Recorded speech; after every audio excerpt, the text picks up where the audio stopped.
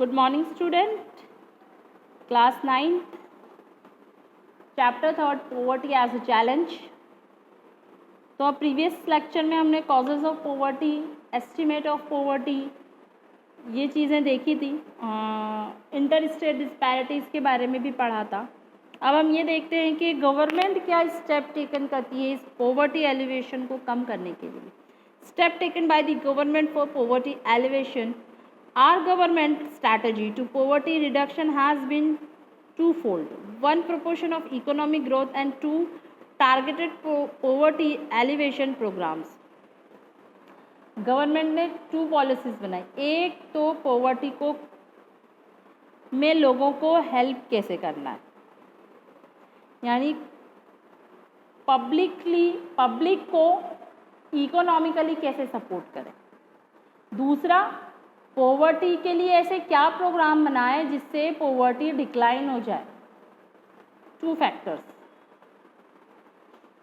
तो first one है poverty alleviation programme to address the poor, a need for target anti poverty programme was strongly felt. पहले government ने कुछ programmes बनाए जिसमें सिर्फ और सिर्फ पुअर सेक्शन को ही रखा गया। वो प्रोग्राम सिर्फ और सिर्फ पुअर सेक्शन के लिए ही रखे गए हैं। पहला क्या प्रोग्राम था गवर्नमेंट का? प्राइम मिनिस्टर रोजगार योजना, PMRY।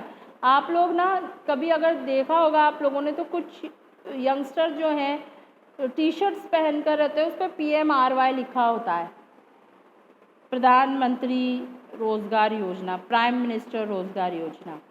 The aim of this program, which was started in 1993, was to create self-employment opportunity for educated unemployed youth in rural areas and small towns.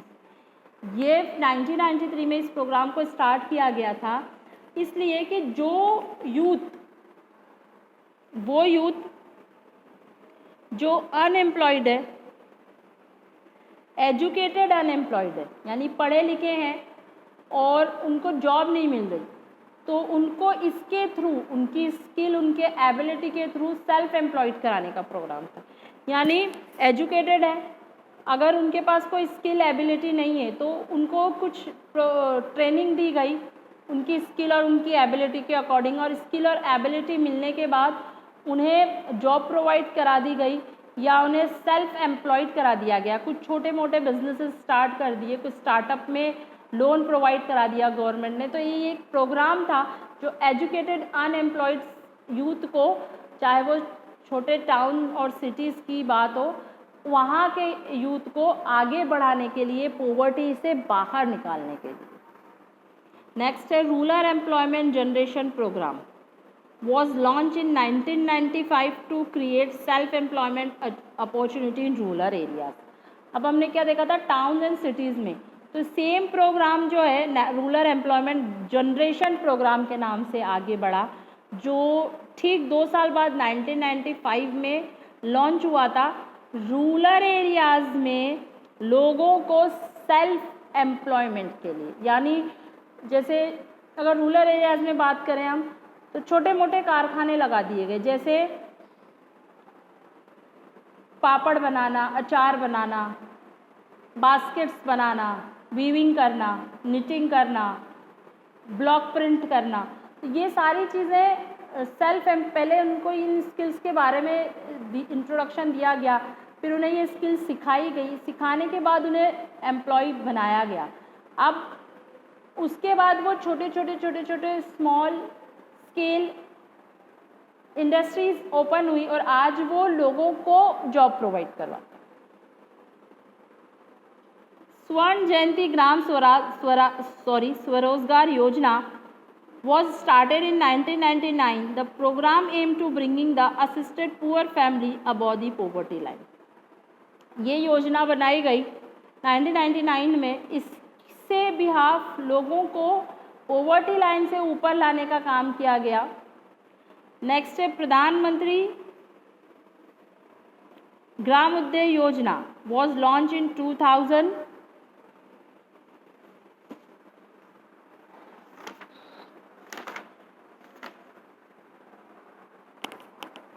प्रधानमंत्री 2000 में लॉन्च हुआ था। Additional central assistant is given to state for basic service such as primary health, primary education, rural shelter, rural drinking water and rural electrification another.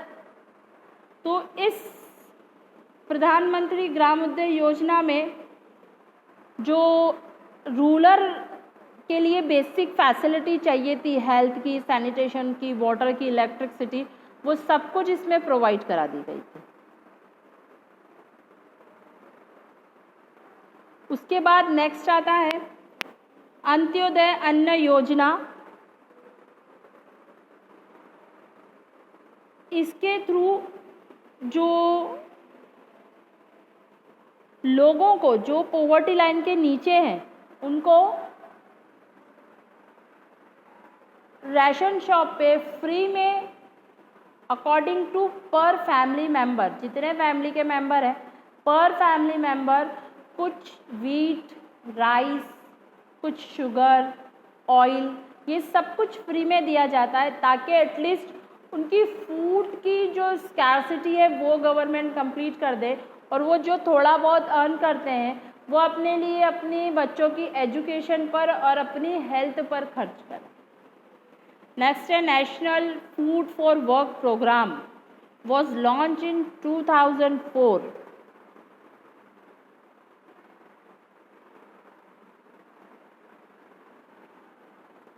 and National Rural Employment Guarantee Act NREGA.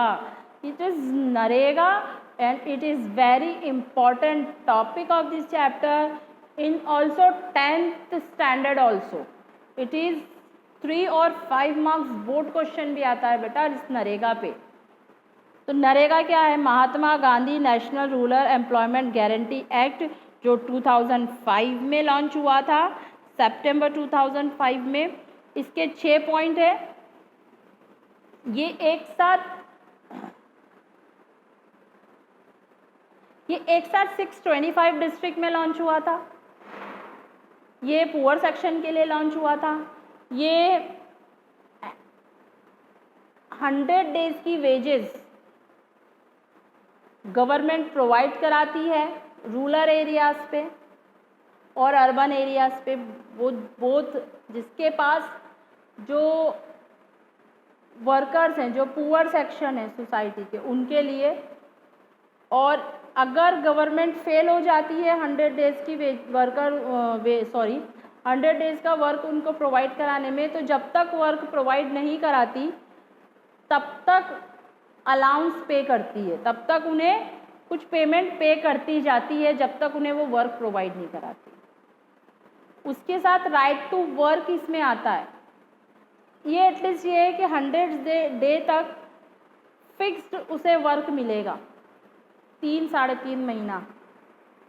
Family का हर member, पहले family के 2 member, फिर after 2 members, फिर after 2 members अगर आपके family में member है इतने। तो क्या देख रहे हैं? एक रोटेशन चल रहा है आपकी फैमिली में, at least earning of money government assure दे रही है।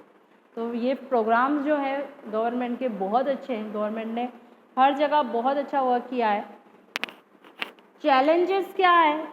तो poverty has decline in India, poverty reduction remain India most complaining challenge. We will have to do something special to fight against wide regional disparities. We must broaden the definition of poverty from a minimum subsistence level of living to a reasonable level of living. Bigger challenges before us are providing healthcare, education and job security for all the achieving gender equality. Poverty अगर country में है ना, तो ये सिर्फ country के लिए और गवर्नमेंट के लिए चैलेंज नहीं है, ये चैलेंज सोसाइटी के लिए भी है कि एक सोसाइटी का सेक्शन पूरी फैसिलिटीज़ लेता है, एक हायर क्लास लाइफ को स्टनिंग कर रहा है, जी रहा है। उसी बिहाफ एक पुअर सेक्शन है, उसके पास बेसिक नीड भी अफोर्ड करने के पैसे नहीं। तो एटलीस्ट अगर सोसाइटी, गवर्नमेंट तो करती ही है इतने सारे प्रोग्राम से, लेकिन we are the people of India. Preamble of constitution जब हम पढ़ेंगे, फर्स्ट पॉइंट है स्तंभ है, प्रेम्बल मतलब स्तंभ है, पिलर्स हैं कॉन्स्टिट्यूशन के। तो पहला पिलर कॉन्स्टिट्यूशन जिस पे खड़ा है, we are the people of India, यानी हम भारत के वासी हैं। तो जब हम पहला सिटीजन ही अपने आप को कंट्री का डिफाइन करते हैं, तो क्यों ना हम हमारे इस पुअर सेक्शन, इस पॉवर्टी को डिक्लाइन करने में भी हेल्प करें। इसके साथ हमें सोसाइटी का कास्ट सिस्टम इक्वल करना पड़ेगा, वुमेन एम्पावरमेंट करना पड़ेगा, वुमेन्स की लाइफ को इक्वली ट्रेन करना पड़ेगा, तो जाके हमारी सोसाइटी का सेक्शन जो है वो क्लियर हो पाएगा, पॉवर्टी कम हो जाएगी, डिक्लाइन हो जाएगी। Okay, thank you. Now of your chapter complete हुआ है। Thank you.